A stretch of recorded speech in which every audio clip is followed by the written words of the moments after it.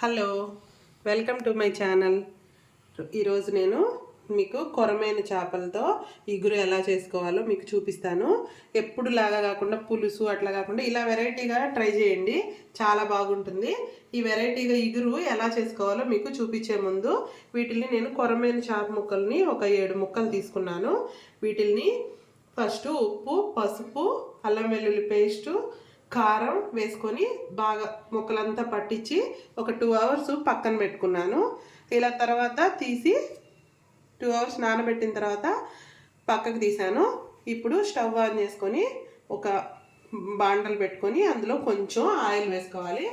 ఎందుకంటే ఎక్కువ ఆయిల్ వేయట్లేదు, నీసు వాసన వస్తుందని అదంతా అయిపోతుంది కదా, అందుకని చాలా కొంచెం ఆయిల్ వేసాను. వేసి వీటిని బాగా ఫ్రై చేసుకుందాం. ఫస్ట్ ఇందులో ఒక్కొక్కటిగా వేసి ఈ ముక్కలన్నీ బాగా ఫ్రై చేసుకుందాం. ఈ ఫిష్ని ఇలా దూరగా వేపుకోవాలి.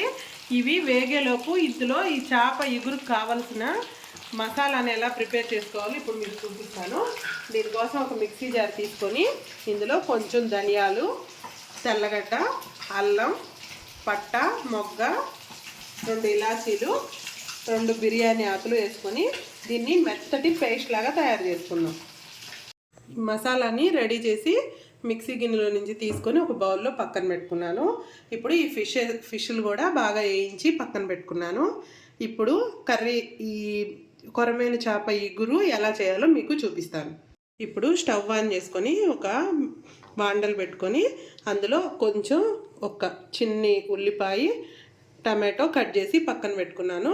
ఇప్పుడు ఆయిల్ని అదే చేప వేయించినప్పుడు కొంచెం ఆయిల్ మిగిలింది కదండి, అదే వాడుకుంటాము. ఎందుకంటే దాన్ని వేస్ట్ చేయకుండాను అదే వాడితే చాలా బాగుంటుంది. ఇప్పుడు ఈ ఆనియన్, టమాటోని కొంచెం దూరగా వేపుకుందాం.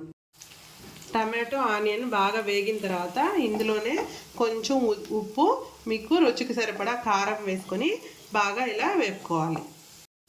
ఇది వేగిన తర్వాత ఆల్రెడీ మనం తయారు చేసి పెట్టుకున్నాం కదండి మసాలా, ఇందులోకి అది వేయాలి. ఇదంతా మొత్తం వేయాల్సిన అవసరం లేదు, ఆ చేపలకు తగినట్టు ఒక 4 స్పూన్స్ వేస్తున్నాను. ఈ మసాలా వేసుకొని కొంచెం దీంట్లోని పచ్చివాసన పోయే వరకు కొంచెం దూరగా వేపుకోవాలి. బాగా వేగిపోయిన తర్వాత ఇందులో నుంచి ఆయిల్ అంతా బయటకు వచ్చేస్తుంది. ఇప్పుడు ఇందులో 1 గ్లాస్ వాటర్ పోసుకోవాలి.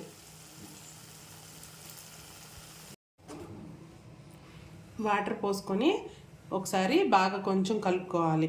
కలుపుకున్న తర్వాత ఇప్పటివరకు ఇందులో నేను సాల్ట్ వేయలేదు.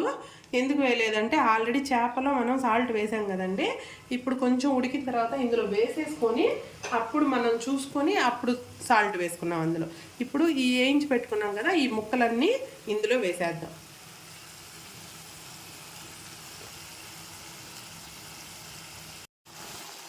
ఒకసారి ఇలా కలుపుకొని ఇప్పుడు చూసుకొని సాల్ట్ కొంచెం వేసుకోవాలి.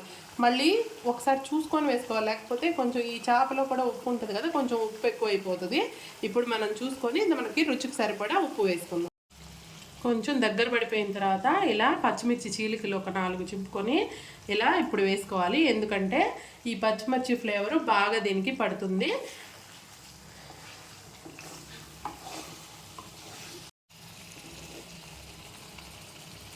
ఇలా జాగ్రత్తగా కలుపుకోవాలి, ఎక్కువ రఫ్గా కలిపేయకూడదు. ఇలా పచ్చిమిర్చి చీలికలు వేసుకోవాలి. తర్వాత లాస్ట్లో దించబోయే ముందు కొంచెం కొత్తిమీర పైన చల్లుకోవడమే. బాగా దగ్గర పడిపోయింది కదా, ఇప్పుడు స్టవ్ ఆఫ్ చేసేసి మనం దీన్ని ప్లేట్లోకి తీసేసుకుందాం. ఇలా ఒక ప్లేట్లోకి తీసుకొని సర్వ్ చేసుకొని వేడివేడి అన్నంలోకి ఈ కొరమైన ఇగురు వేసుకుంటే ఒక్కసారి తిన్నారంటే ఎప్పుడు ఇట్లాగే చేసుకొని తింటారు. ఇది చాలా టేస్ట్గా ఉంటుంది. చూసారా? నచ్చితే మీరు కూడా చేయండి. నచ్చుతుంది, లైక్ చేయండి, షేర్ చేయండి, నా ఛానల్ని సబ్స్క్రైబ్ చేసుకోండి.